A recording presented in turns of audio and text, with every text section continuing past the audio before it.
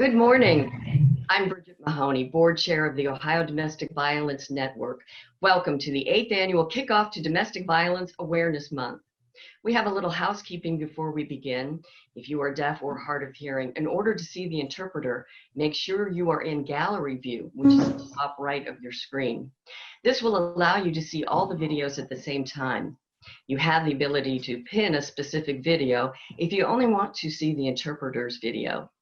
Also, this event is being recorded and will be posted on our website so you can view it later. Thank you everyone for being here today. We have more than 250 in attendance from our member programs, partnering agencies, other stakeholders, our line item champion legislators who you will hear from later, along with Representative Lisa Sobecki, Representative Catherine Ingram, Representative Michelle Lepore-Hagan, and Senator Teresa Fedor, Senator Peggy Glainer, and Giles Allen, who is the legislative liaison for Governor DeWine. As you know, we normally hold our press conference at the State House, but current conditions dictate that we go virtual this year. So we're coming to you live from all over Ohio, which presents its own set of challenges to solve. Who knew an old pair of blue curtains my grandchildren were using as superhero capes is now repurposed as the only solid color backdrop that I could use to have this virtual ODVN logo?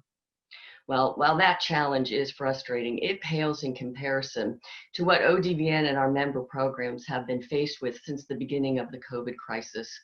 Shelters were deemed essential. Their doors never closed. They faced the challenge of distancing survivors when space is limited and dealing with those who may have been infected. And how do you manage when your staff comes down with COVID or when your kitchen is communal? And now, how are you supposed to manage when the incidents of domestic violence are drastically going up and the federal funding to help is drastically going down? These are extraordinary challenges, but these are extraordinary and resilient people. Our member programs on the front lines and our staff at ODVN who rise above adversity on a daily basis, who use their ingenuity to problem solve, to confront the issues and find the solutions. ODVN quickly and effectively responded to this crisis with the creation of the Hotel Initiative program and the Dangerous Intersection report, which has been vital to getting the message out to funders and legislators, helping secure funding through the CARES Act. This is a line of work, as you know, that can exact a toll on the human spirit. But I continue to witness the strength, courage, and commitment from those of you in this field. I am constantly in awe of all of the work being accomplished. Joe Simonson will talk a little bit more about the staggering numbers of women and children who have been helped this past year in programs serving all 88 counties. Here at ODVN in the past year, our relocation program served 529 survivors and 739 children.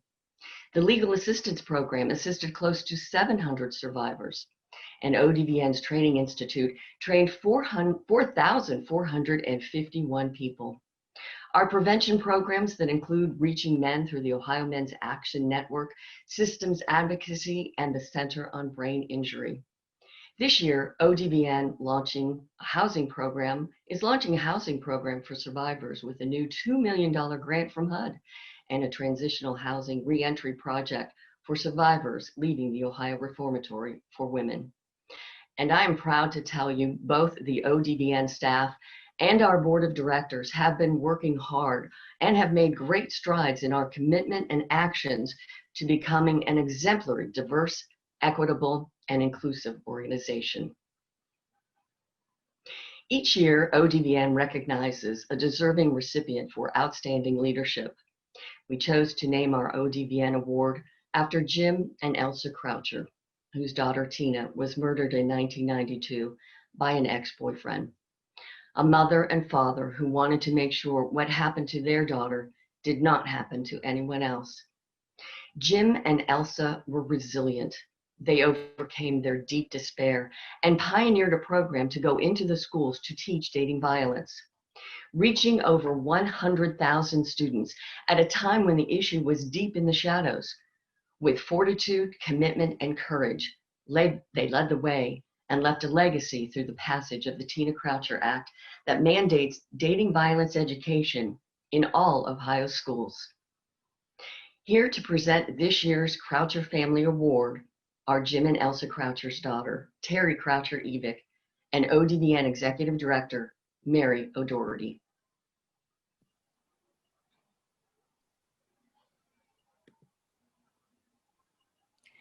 Thank you, Bridget and Mary, for inviting me to be a part of the Domestic Violence Awareness Month press conference and the presentation of the Croucher Family Award. It means more than I can put into words to see the work that my parents were so passionate about being continued by ODVN. Thank you for honoring Tina's life and my parents' legacy. I am forever grateful. Thank you, Terry, for being here today to help us make this award. Thank you. I am so pleased to talk to all of you about one of ODVN's oldest friends. Her name is Vanessa Miller. Vanessa is Deputy Director of Victim Services Initiatives for the Attorney General's Crime Victim Services Office. There, she has led the charge to ensure our programs and other victim services organizations are providing programming and policies and services with a victim-centered approach. She's done this work with good humor, diplomacy, and as anyone who sees her on a daily basis knows, very great style. Vanessa has a gift for cutting out distractions and simplifying complicated matters. In every choice she makes, Vanessa consistently comes back to, well, what would be most helpful to victims? In 2017, ODVN applied for a Department of Justice grant that became our Linking Systems of Care for Ohio Youth project. The project is a partnership with the AG's office, and its goal is simple: to improve Ohio's response to its youngest victims of traumatic crime. When ODVN asked the AG's office to partner on the grant, it was Vanessa who saw the opportunity it presented, a way to elevate the needs of children. Today, the project is convening more than 75 child-rearing organizations, and so far it has brought $2.5 million in federal funds to Ohio. Vanessa might try to play humble, but many of you watching today know that Vanessa is a master event planner. She's the one responsible for the annual 2 Days in May conference. She has pulled off 16 2 Days in May events, growing that annual conference from 800 attendees to more than 1,300. Vanessa has been a strong advocate for diversity, equity, and inclusion in our victim services community.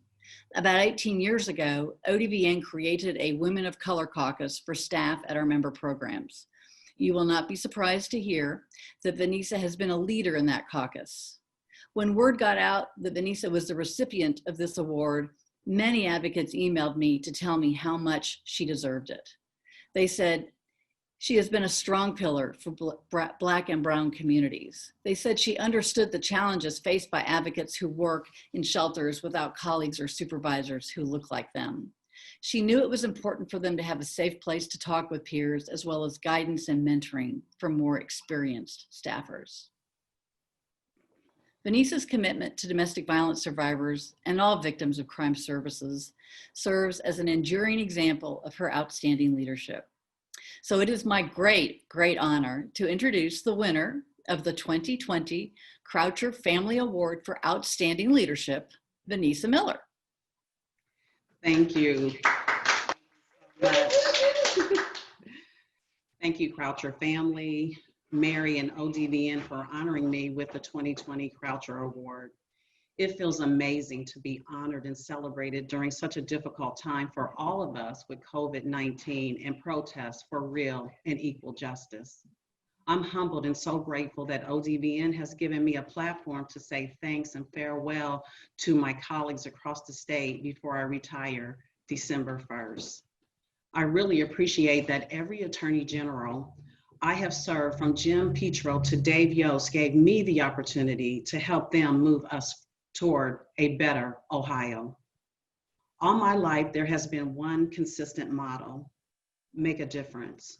When I think about all the things we have done together in the short time I have worked in the crime victims' rights movement, my heart gets full, and it is hard to stop the tears of joy I have from just being a small part. I have been inspired by the pure passion that exists in this movement, that it is possible for every crime victim to be heard and served no matter what they look like or where they come from, that women and children can live a life free of harm and men share power like they should. There are good and bad people everywhere, regardless of who you are, where you live, the work you do, or who you love. In this work, we focus on the bad guys and the poor systems. To move forward, we must acknowledge that these systems will never bring the reforms that we call for as they currently stand, and use the pure passion we have to inspire the needed change. With that, I am reminded that the Linking Systems of Care for Ohio's Youth Project and Ohio's 75 stakeholder agencies are working to do just that. Through the AG's training and outreach efforts, I have met some of the most remarkable people. Early on, working with leaders in the field like the Reverend Robert Denton, Jeanette Atkins, Bruce Adams, Cindy Kerr, and Tanya Moultrie helped ground me. I grew by leaps and bounds as a crime victim advocate through my supportive relationships with team members like Sandy Hunsinger, Ursel McElroy, Melanie Cooley, and Nancy Radcliffe. Each basics class gave me the opportunity to help shape the careers of crime victim advocates beginning in the victim services field, and I took away just as much from them. Every 2 days in May gave the opportunity to showcase new talent, reconnect, and fill up our tanks with the latest trends and best practices. And Rachel Ramirez always stood in the gap, ready to fill any gaps for me. And Miss Maddie Hopkins was there like a grandmother, always cheering me on. The Women of Color Caucus, directed by Rosa Beltry and Alicia Williamson, gave me the community I needed to keep myself together while doing this work. I want to thank all of my fellow co-workers in the AG's office, both past, present. There are far too many more to mention, but know that I appreciate you all and wish you continued success in ending violence against the most vulnerable among us. Each one of us has a chance to make a difference and can. Domestic violence has no place in Ohio. Thank you again, ODVN, for honoring me today.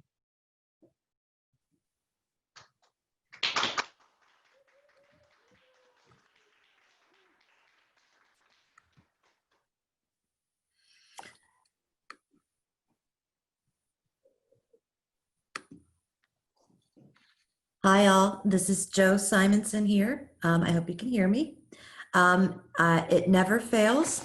Vanessa Miller always inspires. So Vanessa, I do wish we were physically together today so that I could extend my congratulations to you on your award with a hug and a high five. I know you've definitely had a positive influence on my practice, and I thank you for that. I'll admit I do miss our traditional gathering at the State House, especially as we transition to this somber portion of our agenda, reflecting on the numbers and the stories of lives lost to domestic violence. Still, somehow, this review of data is made a little bit more bearable by knowing that here in Ohio and in today's audience, there are so many dedicated advocates, leaders like Vanessa Miller, and family members like Terry Croucher-Evick, that will continue to work hard every day so that survivors fleeing abuse can find the shelter, support, and justice that they need and deserve. This is now our 5th year collecting, reviewing, and presenting a summary of Ohio's domestic violence fatalities. Our fatality data is collected from media reports of incidents which occurred between July 1st, 2019 and June 30, 2020. Many hands and hearts poured through the sad details of these cases. I would like to thank the team that worked on this at ODVN, our former colleagues Shelley Bell, Ronnie Elkin, and Rodney Nussbaum, as well as our volunteer team, Monica Merrill and Monica Wolensack from Youngstown State University. In light of our virtual platform, we decided to try to present the information to you in a new way. If you've joined us in the past, you'll remember our information sheet of the summary data that we hand out and make available on our website. This year, we experimented with another way to get the reader, to help the reader get a feel for the stories behind the numbers. Rodney will show you here as we move through the statistics that some boxes include an information button you can click on for additional detail. I encourage you all to take a closer look at both versions on our website and share them with your audiences. So let's take a look at the numbers. This year, the question we've been asked on more than a few occasions is whether or not we've seen a rise in domestic violence due to the impact of COVID on families. It's a fair question to consider, but a little difficult to answer. The overall number of people who died over the 12-month period in domestic violence incidents was 109, an increase of 35% from the last year. That is significant. When we try to consider the possible function of COVID on the numbers of deaths, we look to our 3 months of April through June 2020, which were the first 3 full months of the pandemic in our reporting period, and then compared them with the same 3 months in 2019. There were 25 fatalities in 2020 compared to 22 in 2019, and there were 5 more incidents in 2020 during that period, 18 compared to 13 in 2019, so a 38% increase in incidents. Like many of you, we've certainly heard anecdotally of the greater severity of violence during this pandemic period, and we know there is greater isolation. We remain concerned how the threat of a deadly virus and a challenged economy might affect a victim's very difficult and personal calculation for safety. We understand how victims in abusive situations may be confused whether it is safe to turn to healthcare providers or access legal remedies from courts as they did previous to the pandemic. We know that during this COVID period, just as in the overall 12 months, more than a quarter of the cases where fatalities occurred, a domestic violence victim was trying to end her relationship with a dangerous person, just like Gabby and Stephanie tried to earlier in this year. We worry whether children were seeing more domestic violence, and we were grateful when we learned that children were present at a slightly lower percentage of the fatal incidents than in the years past. It could be the result of other factors or a toxic combination of many that we saw our numbers increase.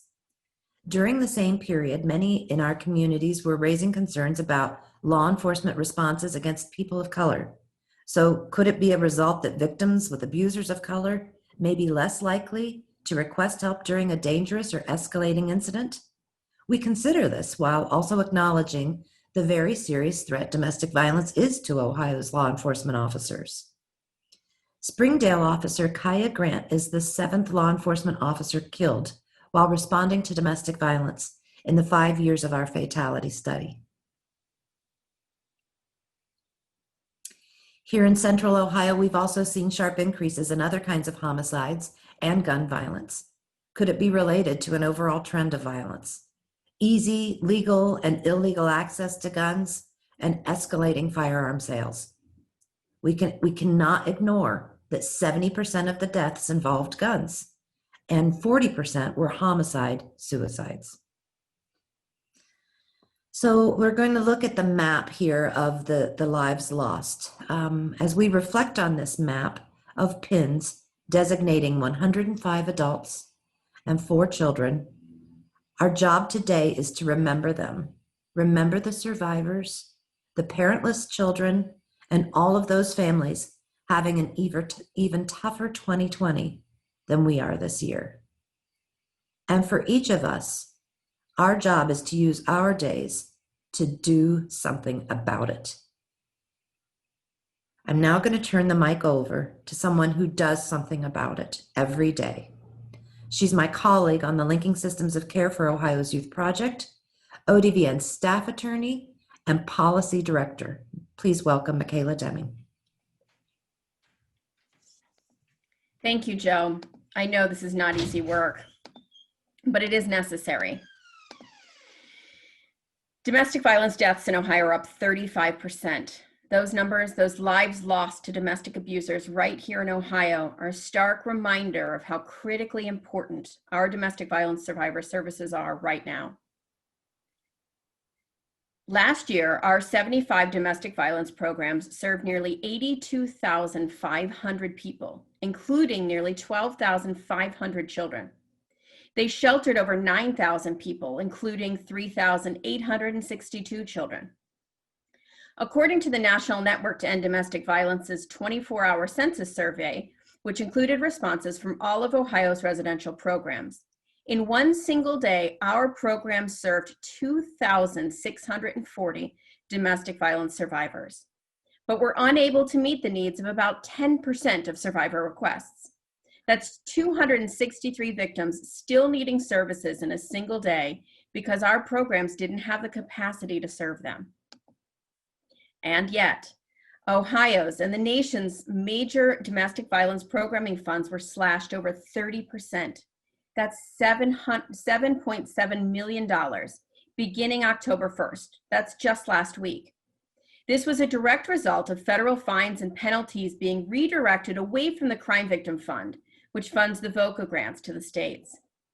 That 10% unmet need number that I just mentioned, that was before the massive VOCA budget cuts, before programs are forced to make even more staff and programming cuts that are happening right now.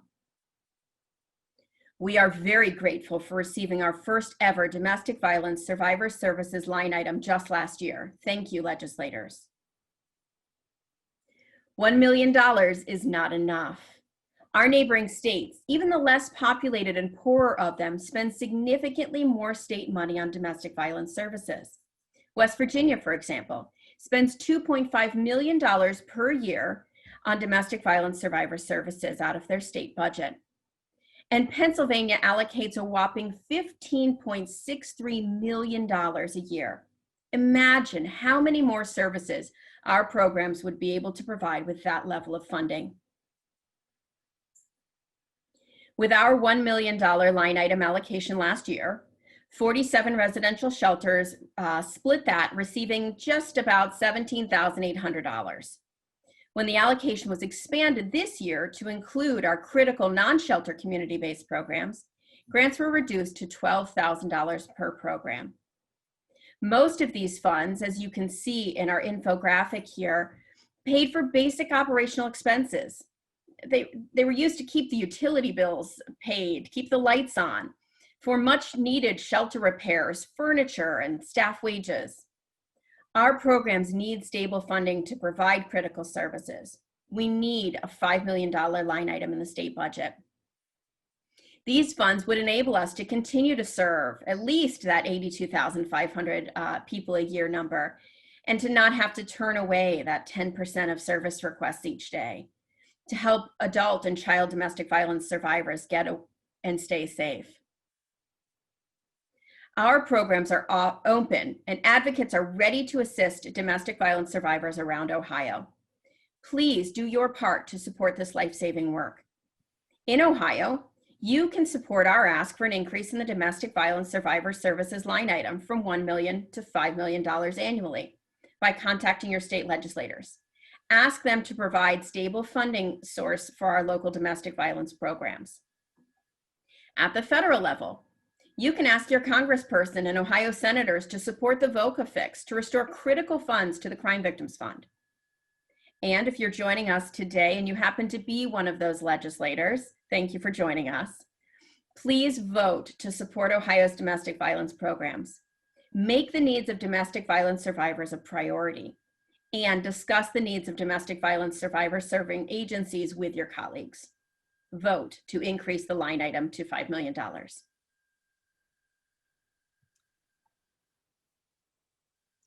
Thank you, Michaela. I'm super excited to tell you about what ODVN and representatives of our member programs will be doing immediately after this event. We'll be conducting a virtual advocacy day. 56 of us, representing shelters and other member programs across the state, will be holding virtual meetings with their legislators to advocate for our legislative priorities. We'll be talking about increasing our line item from 1 million to 5 million, of course. We'll also be thanking legislators for making that line item happen.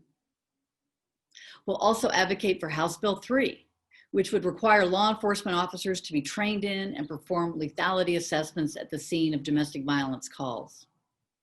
We will talk about how important it is to make strangulation a felony domestic violence offense so that police and prosecutors can properly charge and prosecute these high-risk crimes. Finally, we will be asking Ohio senators to support House Bill 429, which makes important fixes to Ohio's address confidentiality law. Before we set these advocates loose, I'm thrilled to introduce our 5 legislative champions who will talk more about these legislative issues.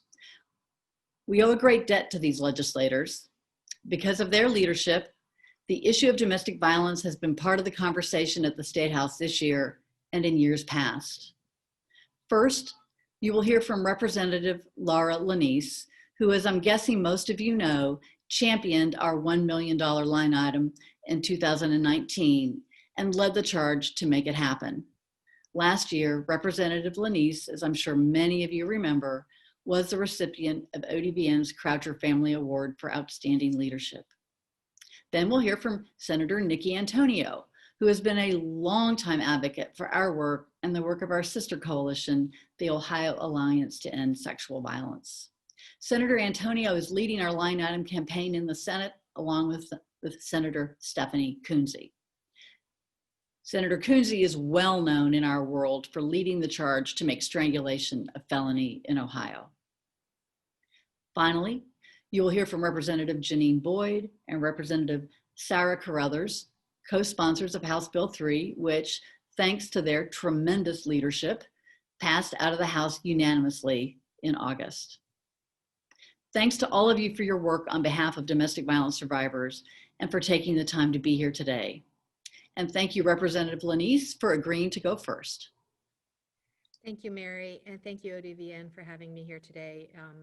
It's quite an honor to be with my fellow legislators. You have quite an august group here with us today, and we are all battling on these front lines to try to bring this issue to the forefront of the legislature. Thank you for having us today and for giving us the information that we need to take back to our colleagues so that we can address the pressing issues before us. And I am greatly appreciative that we were able to get the $1 million into the line item for the last General Assembly. But we know that in the upcoming that there are going to be quite a few challenges ahead financially for us in our next operating budget. However, that doesn't mean we can take our foot off the pedal. We need to go ahead and ask for and insist on the $5 million because we know that the needs have gone up.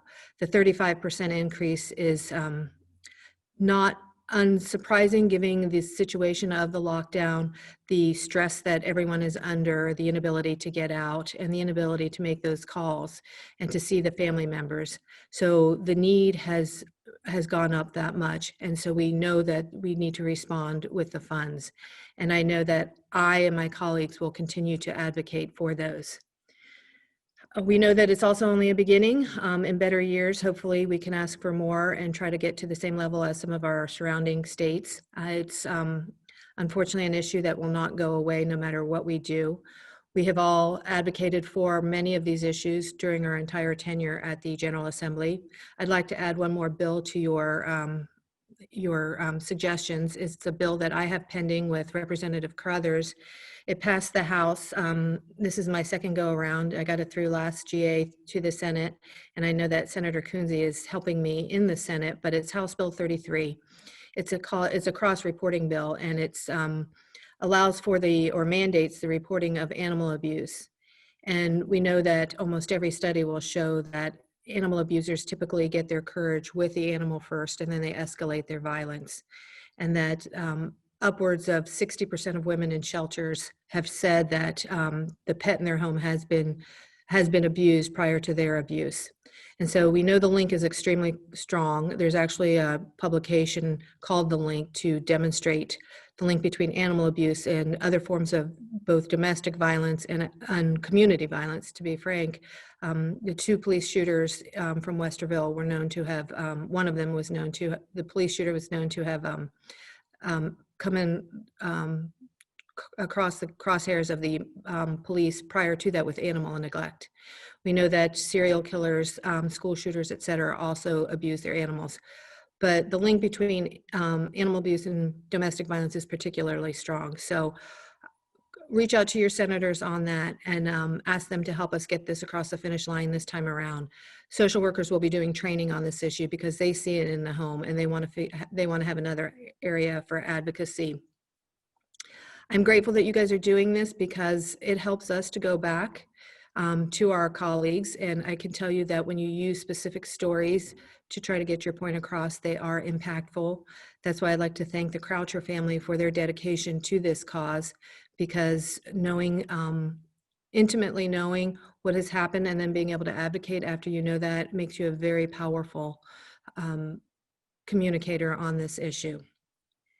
I'm hoping that as when we get back during our next session, that we can address all of these issues and that we can bring you a resolution that is acceptable and that we can move forward. And I now want to turn it over to my colleague, Senator Nikki Antonio, who is helping us lead the effort for increasing the line item among her Democratic colleagues in the Senate. Thank you for having me today.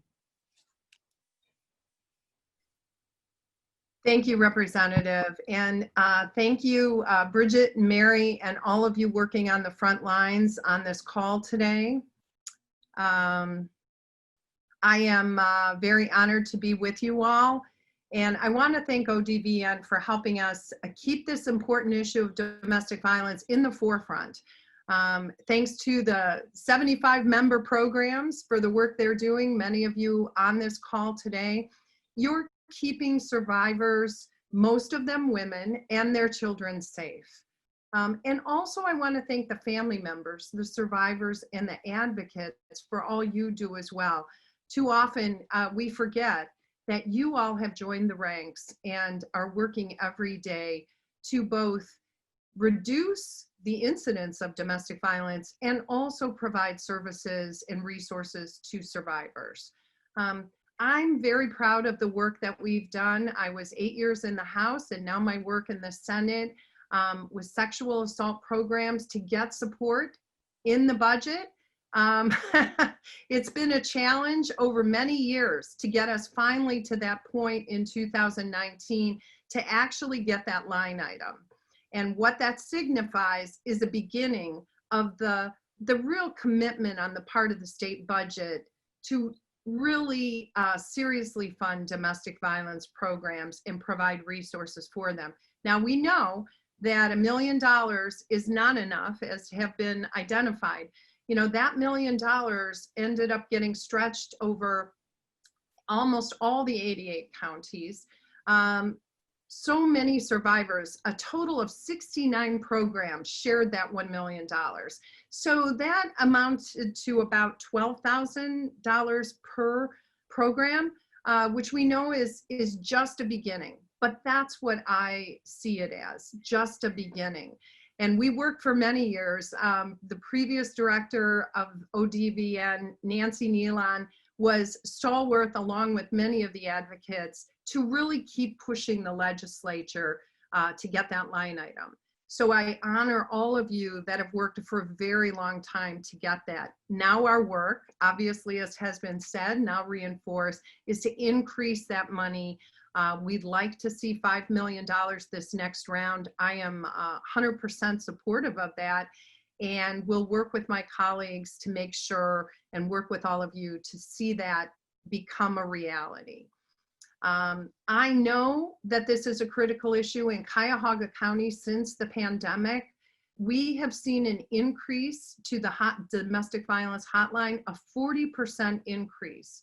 So we are knowing that this issue continues to affect families all across the state, but certainly in Cuyahoga County. As you talk to legislators and tell your own stories, because those are the most important and have the most impact. We also know, and I'm going to reiterate what's been the statistic that's been talked about already, Ohio lags behind our neighboring states. Even some of those less populated and poorer states spend significantly more state money on domestic violence services than the state of Ohio. We need to change that. I have also joined with Senator Kunze on Senate Bill 146. It was mentioned earlier that increases the penalties for strangulation. We know that when strangulation occurs, oftentimes additional violence follows, and many times women who are the majority of the victims in these kinds of cases are ended up murdered by their intimate partner after strangulation occurs. It's also much more difficult to be able to get information on the damage for someone who's been strangled. So we want to see that increase to felony convictions. We're working very hard. We've had hearings in the Senate, and I know that Senator Kunze will join me in continuing to push for those at the end of the year. And I want to say to all of you that, again, I appreciate the work that you do, how important it is to keep these issues in the forefront as you talk to legislators in both the House and the Senate. And with that, I want to turn things over to my colleague who has worked, she and I have worked together on a number of bills in the Senate, Senator Kunze.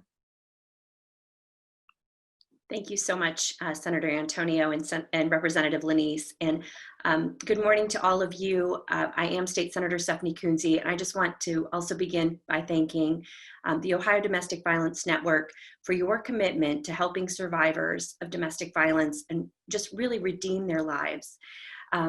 We know the consequence of domestic violence is felt in every community in our state. We know it doesn't know a zip code boundary. It can happen, our friends, our neighbors, our relatives, our loved ones, and we need to continue our efforts to help victims. We are grateful for your advocacy. I'm here to talk to you a little bit about how important your advocacy is.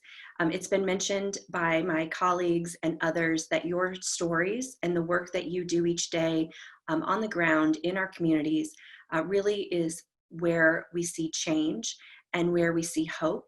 And your advocacy to us at the legislature helps us take that message back and really is what is helping us get the funding, increase the funding, and really give you tools and give our communities tools to help build strong families and combat domestic violence within our communities. As Senator Antonio mentioned, we have sponsored several bills together. We were very grateful for the line item that was put into the state budget. That was part of our Senate Bill 43. After that was put into the budget, we also decided to introduce Senate Bill 146 on its own. As we have talked here today, this morning, and as you all know, the significance of strangulation and its effects on survivors and victims of domestic violence. I would also like to add that Senate Bill 43 would also mirror federal law on taking away guns from those who are convicted of domestic violence. And we've seen it would mirror federal law, and we've seen that would make a difference. We saw it this morning, even in the statistics that ODVN shared.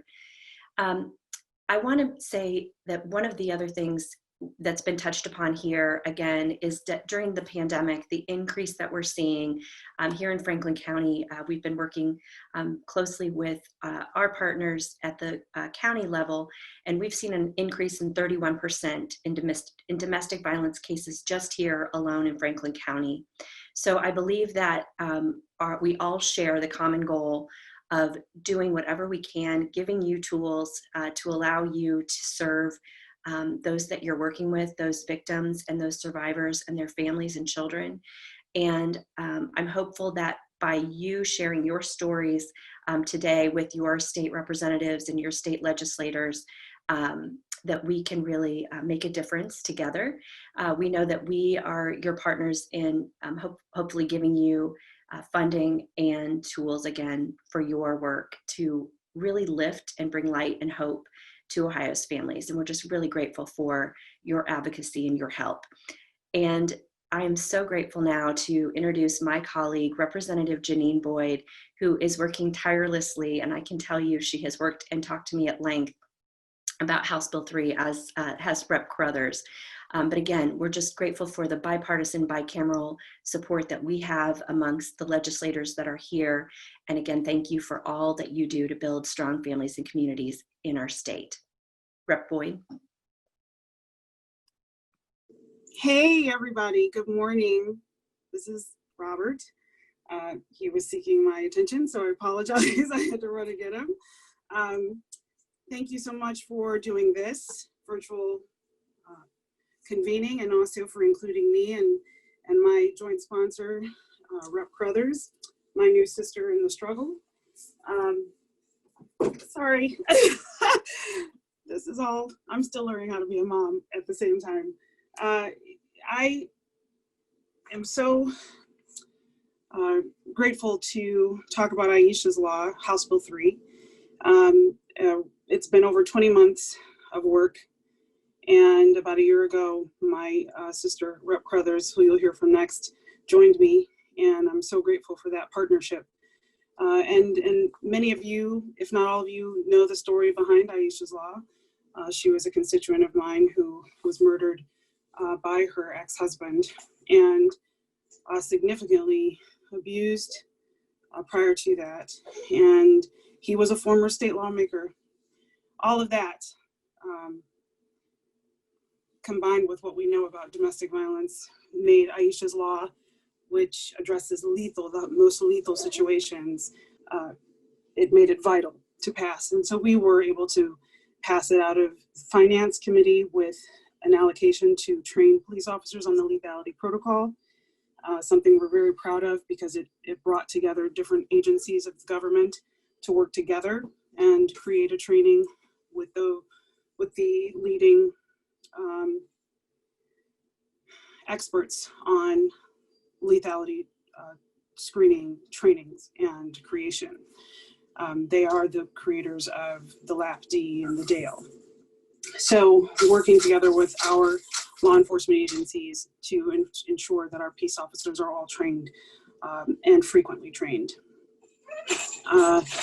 I remember when I first met Mary, she said it may not have been the word precocious, but it was something along the lines of being precocious in terms of my efforts on House Bill 3 and the depth and the detail in House Bill 3. But I met with Aisha's family and I made a promise to her, to our community, and to Aisha's friends and colleagues, formers, all school teachers, that I would leave no stone unturned. So while you are advocating for an increased and more appropriate line item in the next budget, please advocate for House Bill 3. Please advocate that we pass it out of the Senate. We did have our first hearing, which I believe my sister will also talk about, and it was most interesting. The conversation around strangulation is indeed still, it just requires more education of our colleagues. There really is a misunderstanding and an undervaluing of the significance of strangulation, of any form of strangulation, and what that means about the perpetrator, what that means about the danger that the survivor is in. What I've learned from our stakeholders and all the multiple IP meetings is just how telling strangulation is about what will be next. Not what could be, but what will be next if there is no intervention, if there is no apprehending of the perpetrator, if there is no stop to the progression that led to strangulation. The progression will continue. And that could even become community-wide. That progression could extend even beyond the home where it's happening. So please, please, please continue to educate our colleagues. You guys are, I'm so grateful to you for all you do and being on those front lines. Just in the stakeholder meetings, learning what we've learned from survivors. When I think about some of the stories that the survivors in my district have had the courage to share with me,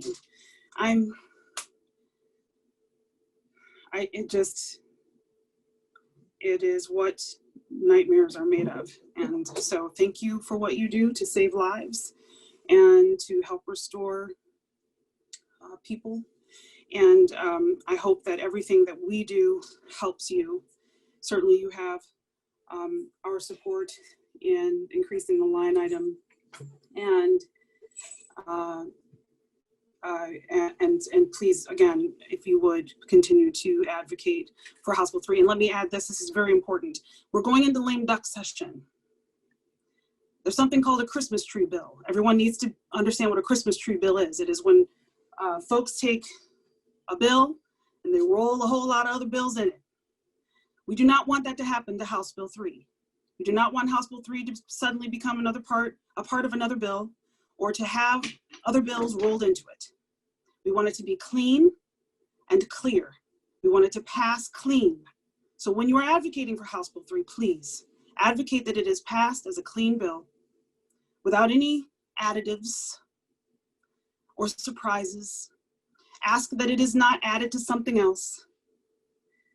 Survivors, Aisha deserves that. We need a clean bill. Thank you so much, you guys. I have to chase my baby because he's starting to walk.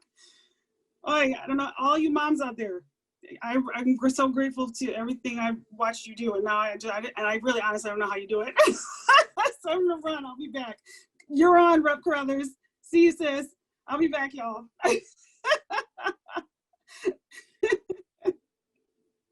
You're muted, Carruthers. Unmute yourself. Go get him. I love you. Thank you. I have to tell you, it is an honor to be on here with so many powerful women. It is an honor to be a legislator with so many powerful women. As Janine mentioned, we really want a clean bill. It was very obvious that people did not totally understand the significance of suffocation or strangulation, and we got a little bit edgy on that. So please advocate for that. And also, I'm so glad that my colleague, Representative Lenice, mentioned House Bill 33, because though it has been treated as an animal bill, it is not really an animal bill. I have called it the Jeffrey Dahmer bill from day one, because I believe it would stop a lot of the violence in its tracks and get it right from the beginning, because it's obvious to me and to law enforcement that these people gain their power, and I'm not coming up with words today, but they feel empowered by hurting innocent animals and then move on to children, older adults, and then it just keeps building. So please advocate for House Bill 33 also.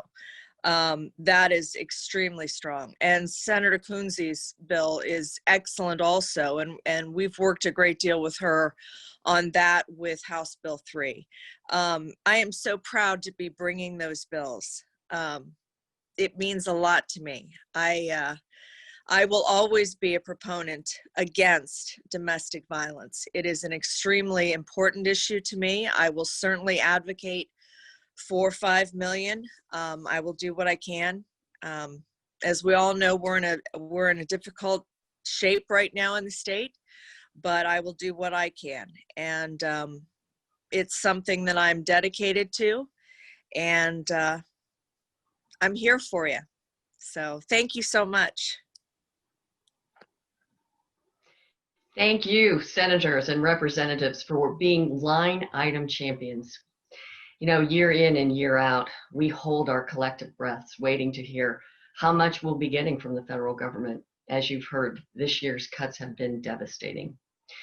The biggest obstacles to ending abuse is money, not a matter of whether the victim chooses to leave, but whether the victim is able to safely escape and have the finances to assist her in starting a new life. We have extraordinary, dedicated people in place creating and employing the best practices to care for those victims, provide training, prevention, and policy change, all efforts to eliminate domestic violence. We need Ohio to provide a stable source of funding for those programs to let these people do their jobs and bring down that fatality rate.